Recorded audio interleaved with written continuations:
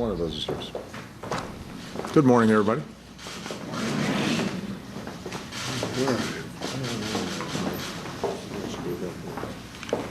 Back here, I guess. Good. There you go. Well, as President and Commander-in-Chief, my highest priority is the security of the American people. And on a regular basis, I convene members of my national security team for an in-depth review of our efforts to prevent terrorist attacks against our citizens around the world and here at home. We examine any known and emerging threats. We review our security posture, and we make sure that we're taking every necessary measure to protect our people. Today, I wanted to hold our meeting here rather than in the Situation Room at the White House. I wanted to hold it at the National Counterterrorism Center because this is the hub of where so many of our experts and efforts come together. And I want to thank our Director of National Intelligence, Clapper, Jim Clapper, as well as NCTC Director Nick Rasmussen, and everybody at NCTC, all of you, for welcoming us here today. Now, Nick, along with CIA Director Brennan and FBI Director Comey, provided a threat briefing. And Director Comey and Attorney General Lynch updated us on the investigation into the San Bernardino attacks. I reiterated that the investigation will continue to have this full support of the federal government and that we should leave no stone unturned in determining why and how these terrorists carried out that tragedy. Secretary of Homeland Security Johnson updated us on the measures we're taking here at home to increase awareness, stay vigilant, and enhance the safety of the traveling public, especially with so many Americans traveling during the holidays. Now, after the terrorist attacks in Paris and San Bernardino, I know that a lot of Americans were anxious, and that's understandable. It's natural. And what matters most to all of us are our friends and our families and our communities and their safety. That's true of folks inside of government as well as outside of government. But here's what I want every American to know. Since 9/11, we've taken extraordinary steps to strengthen our homeland security. Our borders, our ports, our airports, our aviation security, including enhanced watch lists and screening. And we've gotten much better, thanks in part to the people in this room, of preventing large, complex attacks like 9/11.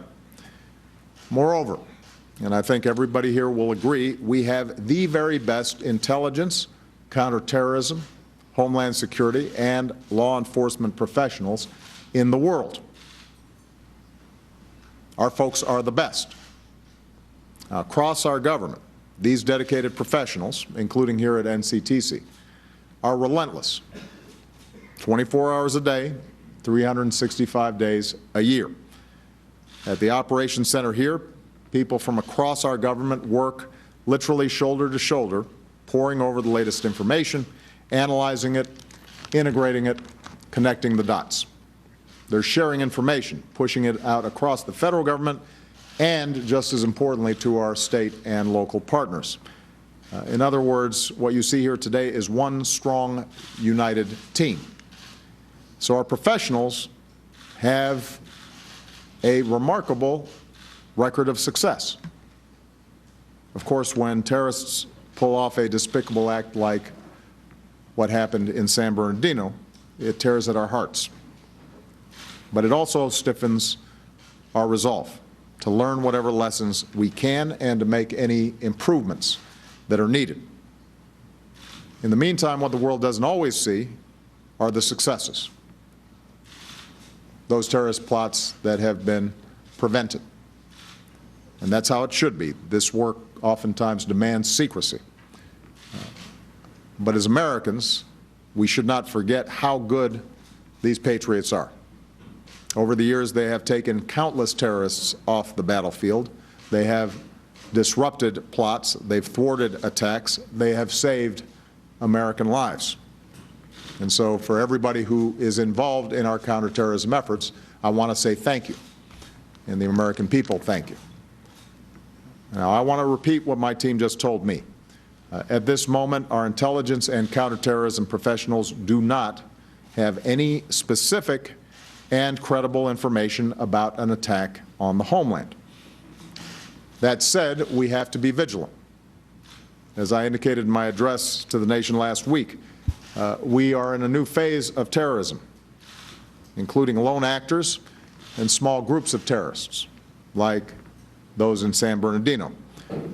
Because they are smaller, often self-initiating, self-motivating, they're harder to detect, and that makes it harder to prevent. But just as the threat evolves, so do we. We're constantly adapting, constantly improving, upping our game, getting better. And today the mission to protect our homeland goes on three main fronts. First, we're going after terrorists over there, where they plot and plan and spew their propaganda. As I described at the Pentagon, we're hitting ISIL harder than ever in Syria and Iraq.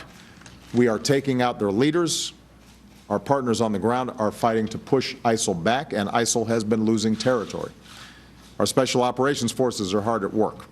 We took out the ISIL leader in Libya. We've taken out terrorists in Yemen and Somalia. So we're sending a message. If you target Americans, you will have no safe haven. We will find you, and we will defend our nation. Meanwhile, as always, we're working to protect Americans overseas, including our military bases and service members. And Secretary John Kerry updated us on security at our embassies and our diplomatic posts. Second, we continue to do everything in our power to prevent terrorists from getting into the United States. We're doing more with countries around the world, including our European partners, to prevent the flow of foreign terrorist fighters, both to places like Syria and Iraq and back into our countries. We're implementing additional layers of security for visitors who come here under the visa waiver program, and we're working with Congress to make further improvements. Any refugee coming to the United States, some of them victims of terrorism themselves, will continue to get the most intensive scrutiny of any arrival. They go through up to 2 years of vetting, including biometric screening. And the review that I ordered into the fiancé visa program, under which the female terrorist in San Bernardino came here, is ongoing. Third, we're stepping up our efforts to prevent attacks here at home. As I said, the NCTC is constantly sharing information with our state and local partners. Across the country, more than 100 joint terrorism task forces are the action arm of this fight. Federal, state, and local experts all working together to disrupt threats. At the state level, fusion cells are receiving tips and pushing information out to local law enforcement. And just yesterday, the Department of Homeland Security updated its alert system to make sure Americans are getting the most timely and useful information. And with groups like ISIL trying to radicalize people to violence, especially online, part of our meeting today focused on how we can continue to strengthen our partnership between law enforcement, high-tech leaders, communities, faith leaders, and citizens. But we've got to keep on building up trust and cooperation that helps communities inoculate themselves from the kind of propaganda that ISIL's spewing out, preventing their loved ones, especially young people, from succumbing to terrorist ideologies in the first place. And finally, one of our greatest weapons against terrorism is our own strength and resilience as a people. Now, that means staying vigilant. If you see something suspicious, say something to law enforcement. It also means staying united as one American family, remembering that our greatest allies in this fight are each other, Americans of all faiths and all backgrounds. And when Americans stand together, nothing can beat us. Most of all, we cannot give in to fear or change how we live our lives, because that's what terrorists want. That's the only leverage that they have. They can't defeat us on a battlefield, but they can lead us to change in ways that would undermine what this country is all about. And that's what we have to guard against. We have to remind ourselves that when we stay true to our values, nothing can beat us. So anyone trying to harm Americans need to know They need to know that we're strong and that we're resilient, that we will not be terrorized. We've prevailed over much greater threats than this. We will prevail again. So I want to once again thank all of you at NCTC and every one of your home agencies across our entire government for your extraordinary service.